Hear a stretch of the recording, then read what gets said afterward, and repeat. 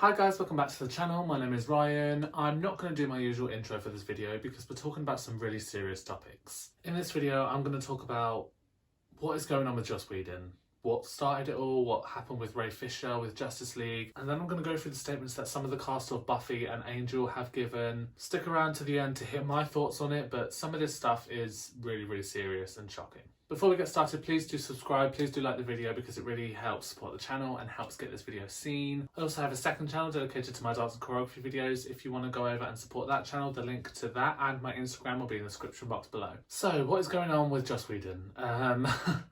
So Charisma Carpenter, who played Cordelia Chase in both Buffy and Angel, the TV series, came forward with a statement about her time on those shows, about how Joss was abusive. I will read out her statement, but first we're going to go back to where it kind of all started, kind of. Buffy was obviously filmed from 97 till 2003, and then Angel a year after that as well. But the accusations only started to come out when he was filming Justice League. So Zack Snyder was meant to be directing Justice League, but the company, Warner Brothers, thought, oh, let's get Joss Whedon in because he just directed the first two Marvel films and they did really well at the box office. So they were like, yes, superhero director, let's get him in instead. And they pushed Zack Snyder out. There is more to that story, but that's kind of all we know at the moment. So Joss Whedon came in and changed mostly everything about the Justice League movie. He added in humour, which wasn't there before. It's known that Gal Gadot, who played Wonder Woman, decided not to take part in a certain scene because it was there for humour, when really it was just kind of sexualising women. If you don't know what I'm talking about, then there's a moment where the Flash runs into Wonder Woman and his head lands in her breast area and they're both just laying on the floor like, oops, this is awkward. So yeah, that was Joss Whedon's idea. And anyway, Ray Fisher, who played Cyborg, came forward and said that Joss was verbally abusive and racist towards him and some of the other characters. From memory, he's the only one that has come forward. So that led to Ray Fisher calling out Joss Whedon, and that's where his career started to tumble if it wasn't already.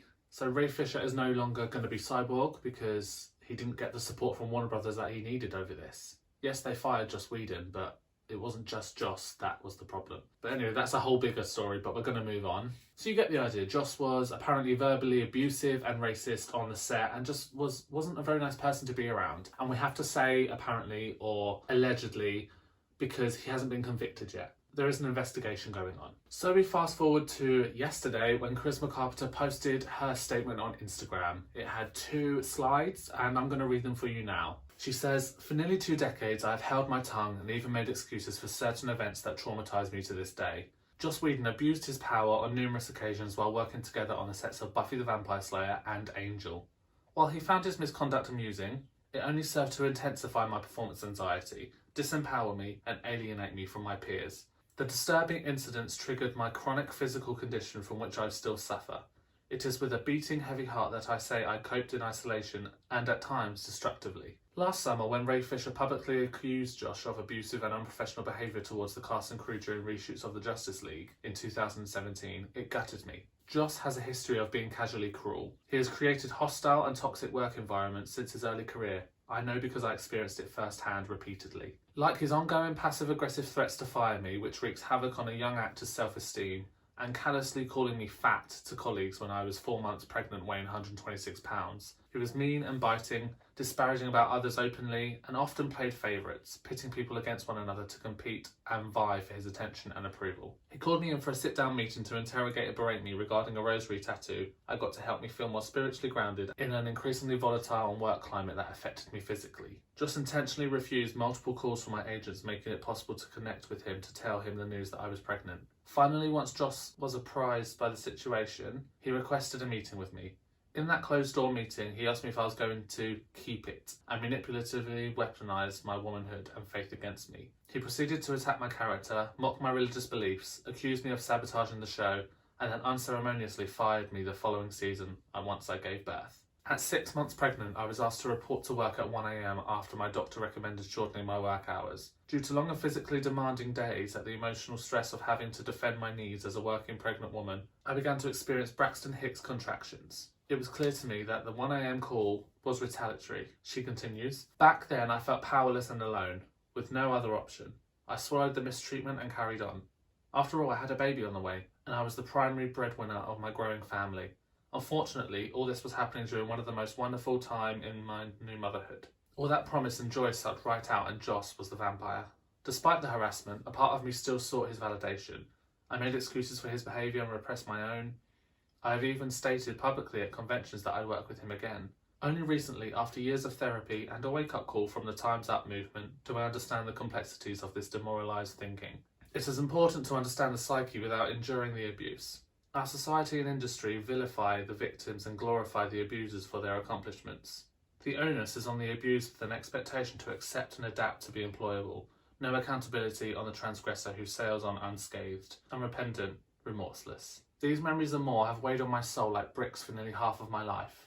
I wish I had said something sooner. I wish I had the composure and courage all those years ago, but I muted myself in shame and conditioned silence. With tears welling, I feel an overwhelming sense of responsibility to Ray and others for remaining private about my experience with Joss and the suffering it has caused me. It is abundantly evident that Joss has persisted in his harmful actions, continuing to create wreckage in his wake. My hope now, by finally coming forward about these experiences, is to create space for healing of others who have experienced similar serialised abuses of power. Recently, I participated in Warner Media's Justice League investigation because I believe Ray to be a person of integrity who is telling the truth. His firing a cyborg in The Flash was the last straw for me. Although I'm not shocked, I'm deeply pained by it. It troubles and saddens me that in 2021 professionals still have to choose between whistleblowing in the workplace and job security. It has taken me so long to muster the courage to make this statement publicly. The gravity of it is not lost on me. As a single mother whose family's livelihood is dependent on my craft, I'm scared. Despite my fear about its impact on my future, I can no longer remain silent. This is overdue and necessary. It is time. If any of you have watched Angel, then you will know that Cordelia got a kind of shitty end. It wasn't explained well or anything like that. So Charisma's statement saying that Joss asked her to abort the baby or he would fire her, it was true. Cordelia's end in Angel is weird. It's very strange to have a character as big as Cordelia was in the Angel series sort of be written out the way that it was. If you haven't watched it, then go and watch it, but yeah, very, very strange. Now, if you didn't know already, more than one cast member from Buffy came forward with statements, and Sarah Michelle Gellar actually put one up. It's very brief, but she didn't have to do one at all, really. While I am proud to have my name associated with Buffy Summers, I don't want to be forever associated with the name Joss Whedon. I am more focused on raising my family and surviving a pandemic currently, so I will not be making any further statement at this time. But I stand with all my survivors of abuse, and I'm proud of them for speaking out. Now, to be the front runner of that show, this is a good thing. I'm glad that she came forward and basically said that, yeah, she's right. She didn't have to write anything, so I'm glad she did. Amber Benson, who played Tara McClay on Buffy, also came up with a statement on Twitter. She said, "Buffy was a toxic environment and it starts at the top. At all, Charisma is speaking the truth and I support her 100%. There was a lot of damage done during that time and many of us are still processing it 20 plus years later. Hashtag I stand with Ray Fisher. Hashtag I stand with Charisma Carpenter." Michelle Trachtenberg also shared Sarah's statement on her Insta story and commented, "We know what he did behind the scenes." There was also an incident that James Masters said on one of his podcasts a while ago, that Joss threatened to fire James because Spike was becoming so popular. That is crazy. If your character's becoming popular, you're doing your job right. It must have been jealousy or something, I don't know, I wasn't there, so I can't speak for that. But hearing all these things coming forward, it's a real shame. It's a real shame. If his career wasn't ended already, it definitely is now. Joss will never be able to attend interviews, Comic-Cons, anywhere where he's going to get asked questions. Walking out in public, people are going to obviously have a different opinion on him now. Obviously, we have to wait until the investigation pulls up something, but by these actors coming forward and saying these statements, it's not looking good. So my thoughts on this are, okay, firstly, Buffy the Vampire Slayer is still and will always be my favourite TV show.